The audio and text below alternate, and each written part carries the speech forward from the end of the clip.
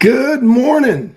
And it's morning here on the East Coast, and it's morning on the West Coast. And it's not morning in Europe, and it's not, I don't know what it's like in Asia right now or other parts of the world, but it's morning here in North America, Canada too, Mexico, El Salvador, and you're on the dot.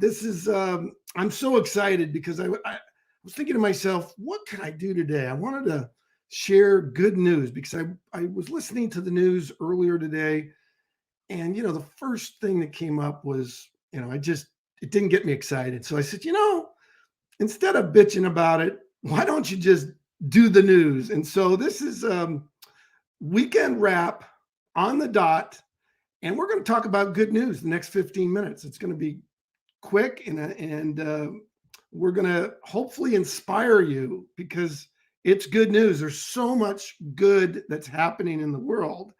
And so let's start with first, I want to thank, because gratitude, you have to have an attitude of gratitude. I want to thank the Raiders. So they're the Raiders. I'm wearing this. I didn't know what shirt to wear this morning. I was going to wear a button down or maybe some logo shirt. And I decided, this was a big part of my life. The first, probably third of my life, or actually first quarter of my life was sports. And I was very fortunate to be part of the Raider organization when we won the Super Bowl. So that's why I'm wearing this jersey. It's my number 24. It's got our Super Bowl patch here. And I wish the Raiders were still in the hunt, but it's a great opportunity for Mark Davis, who's the owner, and a shout out to Mike Haynes and JT the Brick. Hopefully, they're all huddling together to get the next general manager and someone like a Ron Wolf. And the only thing I could say is think back to the 2000 Super Bowl champion St. Louis Rams. And it was the owner at that time of the Rams was Georgia Frontier. And she wanted to win a Super Bowl so bad that she went out and got Coach Dick Vermeil. And Dick Vermeil not only was the head coach, he was the general manager. And that's what Mark has to do. Mark Davis and the whole Raider organization needs to find someone that's a winner and it's going to take the Las Vegas Raiders to the Super Bowl. So there you have it. And then Mark, you can just sit up in the box and cheer. Go Raiders. All right. So we're going to be doing this every Saturday at 11:45 Eastern, 10:45 Central, 8:45 Pacific. And then we don't have commercials. I do want to thank a few companies. One company I want to thank is Euphoria. I'm actually going to have my Euphoria. This is nutrition based on my DNA, which is unbelievable. That's why I have so much energy. I feel like I'm getting the best nutrients possible. So I'm going to take these little pills. I'm going to drink it with my little Euphoria bottle. There we go. So I want to thank Euphoria. I also want to thank Club Nirvana, Virginia, and Tom Urich. I love my cream and salve. I love to put this on. It's a little cream, and I just put it under my eyes like that. Unbelievable product, the cream and the salve, and they have great products, Club Nirvana. And I want to thank Brand Mother, the founder of Brand Mother, Alex Von Allman, who's the smartest person I know on this planet, and his new team member, Laini Harris. They've developed in the Brand Mother Suite, Zodian.com, Airversant, VentureCoach.pro. And they're working with this amazing woman who I met through Brad Leggett, my good friend Brad Leggett, who was also connected through the Raiders because of his father, Earl Leggett. And met this amazing woman named Christy Nils. And Christy Nils, she started a company called Red Bridge Empowerment / Employers. Actually, Red Bridge Empowerment is a nonprofit. Employers is a for-profit. And Alex Von Allman actually came up with that name, Employers. So a great organization. And then I want to shout out to the players NIL, and NIL stands for name, image, and likeness. And want to thank them. And then finally, want to thank Michael Saylor, who runs a company. I believe it's a multi-billion-dollar company. I think 1.4 billion, called MicroStrategy, and it's a software company. He's the longest-serving CEO of a software company in the world, and he's a pretty amazing man. He graduated from MIT, and I encourage you all to follow Michael Saylor on Twitter. And in this time of inflation, you want to, as Michael Saylor said, find what you love to do and focus on that. And you want a dollar cost average with Bitcoin, and you'll find out when you follow Michael. And here's a great quotation from Michael: if you're going to invest in Bitcoin, a short time horizon is 4 years, a mid time horizon is 10 years, and the right time horizon is forever. Great quotation. He posted that on his Twitter. And he's going to have a big conference called the Bitcoin for Corporations Conference on February 1st and 2nd. And he's going to be joined with Jack Dorsey. If you don't know who Jack Dorsey is, he started a small little company called Twitter. And they're going to talk about Bitcoin. So that's exciting. Well, on to the great news. Back in June of 1928, when Calvin Coolidge was the president of the United States, a woman crossed the Atlantic for the first time. And I remember when I was a little kid, I did a report on her, Amelia Earhart. What an amazing woman. And that was in 1928. Well, today, Amelia is smiling down from above, celebrating the 19-year-old, yes, 19 years old, Zara Rutherford, who left Belgium this past August to begin her solo trip around the world, flying more than 32,000 miles across 5 continents that took her 155 days. She completed her journey just a few days ago, landing right where she started, which is in Kortrijk, Belgium. And just amazing. You can go and find out, just Google Zara Rutherford. She has a website that, let me give you the link here. The website is flyzolo.com, FLYZOLO.com. And, this is a young woman who knows how to brand herself. And that's what the Players NIL is about. It's about teaching young people how to brand yourself. Well, she is amazing. And it's not just her team. When you go to her website, you'll see her team.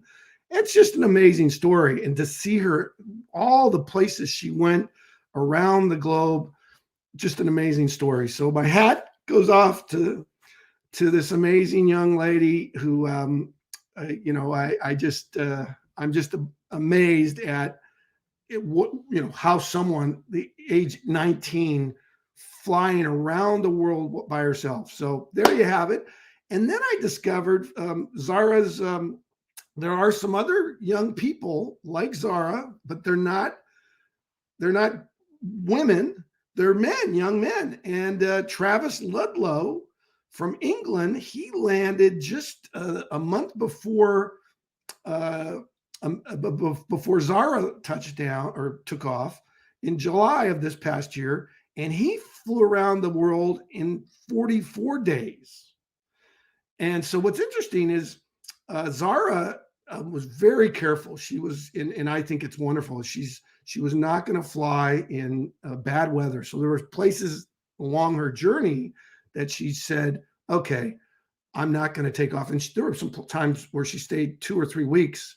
And that's why her journey was longer, but she was being very, very careful. So Travis Ludlow did it, and he was 18, I believe. And then the previous record holder was Mason Andrews from Louisiana, who completed his flight in 2018. So they're all very young, flying around the world. So, but what I would like to do is I'd love to get the 3 of them together with the young woman who took her boat across the Atlantic Ocean and gave a speech at the United Nations. And Don't have her name right now, but if you Google her, I would love to get the four of them together to talk about the future, because they're just amazing young people, and that's what gives me hope, is people that have energy, have goals, and know whatever you want to accomplish, you can accomplish. So another thing I want to talk about, we only have 5 minutes left, is The Economist said breaking up is easier to do. Divorce in the rich world is getting less nasty. Reforms are making it cheaper, quicker, and a bit less adversarial. Boy, I wish that was around in 1972 when my parents broke up. But in any event, that's good news. And then finally, I looked up, because this weekend we have American football here. And I went online and I looked up worldatlas.com, which is headquartered in Montreal, Canada. And they collect information from all over the world, and a great site. I definitely highly recommend you go to it, worldatlas.com. And we discovered the most popular sports in the world. So number one, many of you probably already know, that's soccer, or we call it soccer, but it's really actually the name for the global name is football, 4 billion fans. Cricket, 2.5 billion fans, number two most popular sport in the world. Number three, hockey, 2 billion, and that includes ice hockey and field hockey, 2 billion. I didn't know. Who knew that hockey was number three? Number four, tennis, 1 billion. 5, volleyball. I never knew. 900 million people around the world play volleyball. Number 6, table tennis, which is ping pong, we call it. 875 million. Number 7, basketball, 825 million. Baseball, thank God baseball's in the top 10, 500 million. Rugby at 475 million. And golf, 450 million. Well, American football, you didn't make it. You didn't make it. But, and then another side note, by the year 2021, or we're already there, Activate suggests that 70 million people will watch a single esports final, which is higher than the viewership for the U.S. professional baseball, soccer, and hockey finals. So that's esports. So remember this esports. You're going to see esports climbing up the ladder because we're moving toward a virtual world. And then I had to look at what are the most popular sports in the United States. Well, let's start at number 10, ice hockey. Number 9, volleyball. Number 8, baseball. And that's concerning because baseball used to be number 1. And I would say they may want to look at getting a new commissioner of baseball if you want to move up. Number 7, basketball. Number 6, American football. I thought American football was number 1.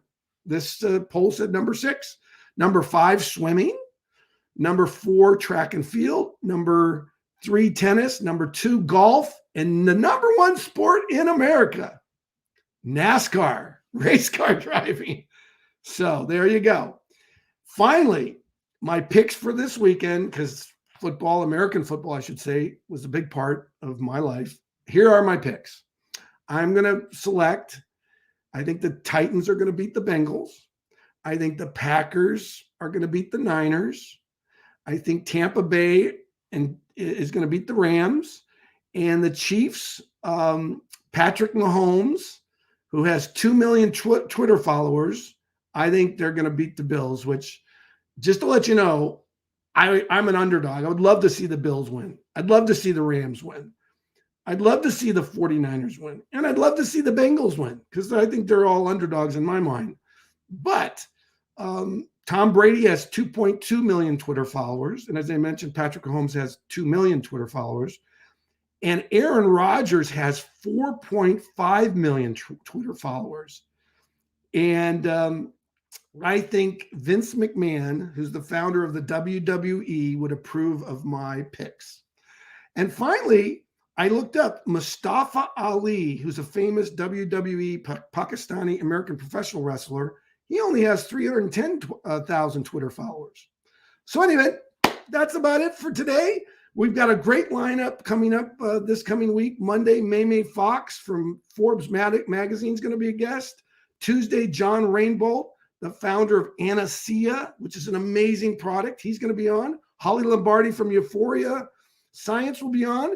And then on Wednesday, Kevin Moen, the man that ran over our trombone player from the University of California, Berkeley, celebrating the 40th anniversary of the play. And finally, Coach O is going to be on Thursday. So again, and then finally, I forgot to say, my fellow Pegasi, Erin Ramsey's coming on in February to talk about her company, You're Such a Catch. So there you have it, everyone. Thank you so much. And we did it in 15 minutes. Unbelievable. Have a great weekend. Love you and God bless.